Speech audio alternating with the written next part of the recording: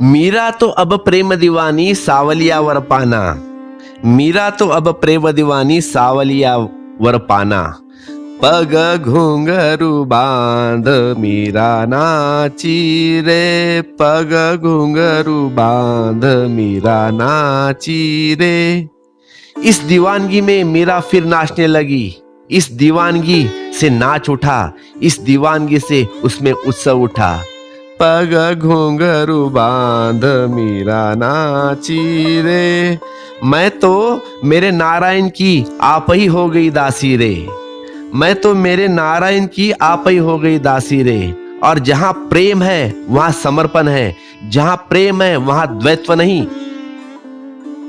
कोई तुम्हें दासी बनाए या दास बनाए तब तो बगावत होती है, विद्रोह होता है। लेकिन तुम जब प्रेम में खुद ही दास या दासी बन जाते हो तब तो बात अनूठी है। इन दोनों में बड़ा फर्क है। इन दोनों में जमीन आसमान का फर्क है। पति समझता है कि पत्नी को कि मैं परमात्मा हूं और तू मेरी दासी। पत्नी भली भांति जानती है कि दास कौन है, असली दास कौन है। चिट्ठी पत्री में सिग्नेचर कर देती है कि मैं आपकी दासी। लेकिन सभी को पता है कि मालिक कौन है। एक घर घर की कहानी कहता हूं आपको, पति पत्नी की। एक पति पत्नी का झगड़ा हुआ है और पत्नी बेलन लेके उसे मारने के लिए दौड़ी है। अब ये पति बहुत घबराया और अपने बिस्तर के नीचे जाके छुप गया। बड़ा पलंग था, उसमें पीछे से जाकर बैठ गया दीवार से सटकर। तभी किसी ने द्वार पर दस्तक दी है। पत्नी ने जाकर द्वार खोला तो पड़ोस की उसकी 2-3 सहेलियां मिलने आई थी, बाजू बाजू वाली फ्लैट की। अब वह पत्नी बहुत घबराई। अब पति बिस्तर से बाहर निकलने को तैयार नहीं नीचे से। उसने कहा अपनी सहेलियों से, जरा रुको, मैं अभी आई हूं। और जाकर अपने पति से कहा कि जल्दी बाहर निकलो नीचे से। पति कहता नहीं निकलता, देखे कौन हमें निकालता है यहां से। आज यह सिद्ध होगा कि कौन मालिक है। यह सिद्ध करने की तरकीब निकाली उसने कि नहीं निकलता, देखो कौन निकल सकता है। उसने कहा धीरे बोलो भाई, मेरी सहेली आई है। पत्नी कहती है, तो पति कहता है सब आ जाए और देख ले घर का मालिक कौन है। यह जो पति और परमात्मा, ये जो पति है परमात्मा और उनकी मालकियत, यह जबरदस्ती है। जबरदस्ती इसीलिए पत्नी उससे निरंतर संघर्ष में रहती है, निरंतर चेष्टा में लगी रहती है कि किसी तरह सिद्ध कर दे कि तुम मालिक नहीं हो, मैं मालिक, आई एम द किंग, मैं होम मिनिस्टर हूं घर की। पत्नी की कलह पैदा होती है उसी भाव से, क्योंकि वह दासीपन जबरदस्ती थोपा गया है, व्यवस्था से थोपा गया है। लेकिन एक प्रेम का भी दासीपन होता है। एक प्रेम का भी दासीपन होता है। ऊपर से कोई थोपता नहीं, भीतर से आती है, तब उसकी बड़ी अनूठी महिमा है। ऐसा नहीं कि जब प्रेम का दासीपन आता है तो तुम मालिक हो जाते हो और तुम्हें प्रेम करने वाली स्त्री दासी हो जाती है। ना, दोनों ही दास हो जाते हैं प्रेम के। कोई एक दूसरे का दास थोड़ी हो जाता है। और एक दूसरे को पता भी नहीं चलता, कानों कान खबर नहीं चलती।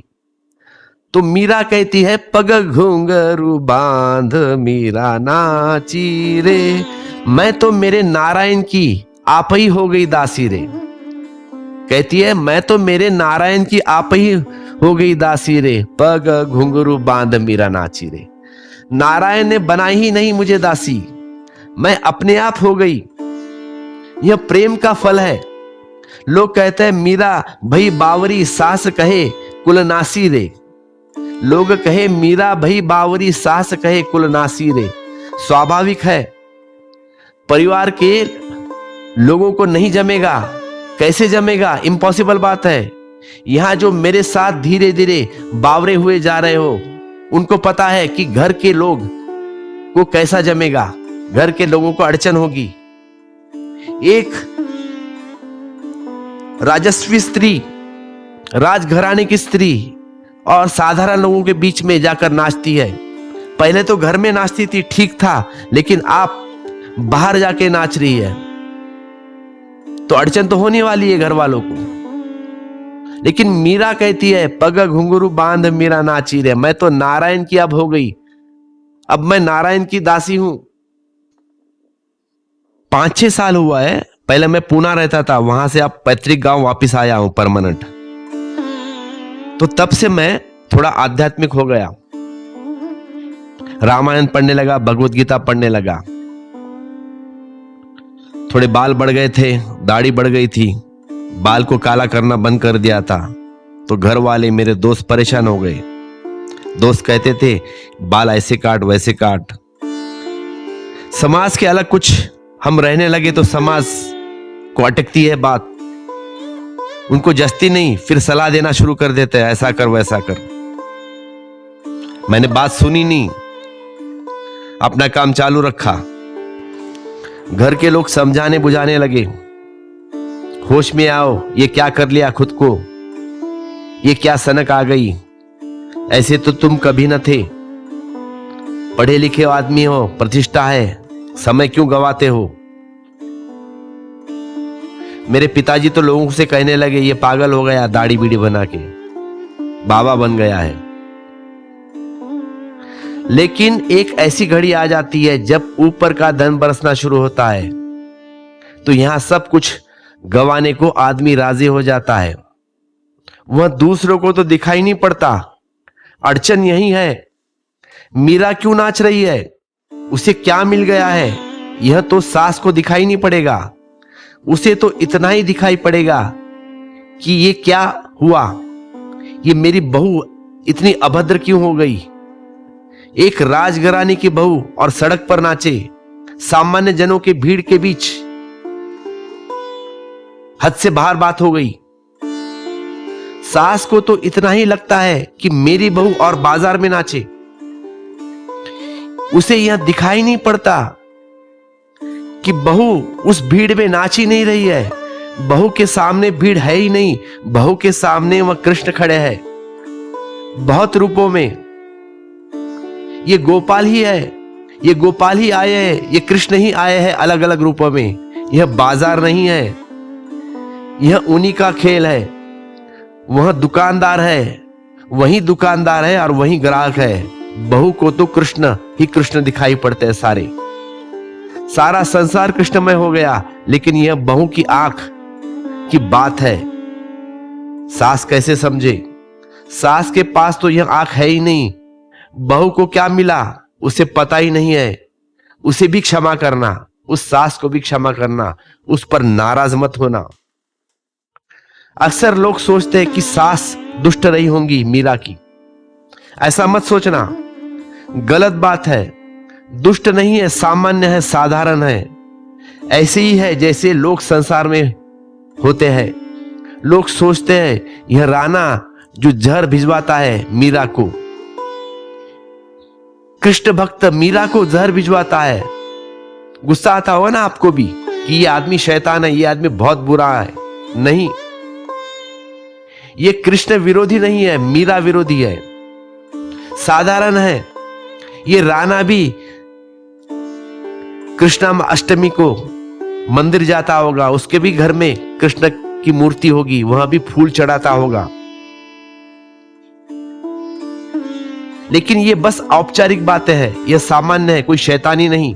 लेकिन यह इसकी समझ के बाहर है कि एक प्रतिष्ठित कुल की बहू और बीच बाजार में निर्लज्ज होकर नाचे, उसमें उसको निर्लज्जता दिखाई पड़ती है। लोग कहे मीरा भई बावरी, सास कहे कुलनासी रे, विष का प्याला राणा जी भेजो, पीत मीरा हासी रे। और मीरा हंसती है, यह जहर का प्याला आया तो हंसती है, क्योंकि जिसका परमात्मा से संबंध जुड़ गया, अब उसके लिए जहर है ही नहीं, मौत तो है ही नहीं, उसके लिए अमृत ही अमृत है। अब मृत्यु घट ही नहीं सकती। मृत्यु तो घटती है अहंकार के कारण। जिसने अहंकार छोड़ दिया, अब उसके पास मरने को कुछ बचा नहीं। जो मरना था वह त्याग दिया है, अब जो मिट नहीं सकता वह शेष रहा है बस। तो हंसी होगी, जहर किसने भेजा है? जहर किसको भेजते हो? मंसूर ने भी यही कहा है अपने हत्यारों को जो मार रहे थे उसको। कहता है, मंसूर किसको मारते हो? जिसे तुम मार रहे हो वह तो पहले ही छोड़ चुका, और जो मैं हूं उसे तुम मार नहीं सकते। इम्पॉसिबल बात, उसे कोई नहीं मार सकता। यही तो सिकंदर से एक हिंदू सन्यासी ने कहा था। जब सिकंदर ने कहा अगर मेरे साथ नहीं चलोगे तो गर्दन अलग कर दूंगा, उसने कहा कर दो, मैं खुद ही पहले अलग कर दे चुका हूं। अब गर्दन कहां है? तुझे गर्दन दिखाई पड़ती है। ये बात सुनकर सिकंदर ने तलवार नीचे रख ली। वह कोई तत्व चर्चा करने नहीं आया था। सिकंदर वह आदमी अपने ढंग का था। उसने कहा अब ज्यादा बकवास की तो गर्दन काट दूंगा।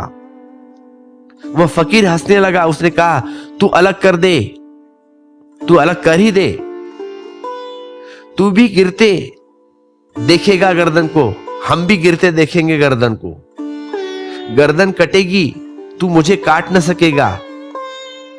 कृष्ण का वाक्य गीता में, नैनम छंदन क्षत्राणी नैनम छिंदती शस्त्राणी, मुझे कोई शस्त्र काट नहीं सकते।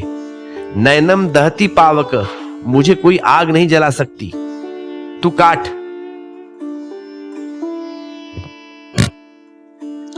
The great Alexander.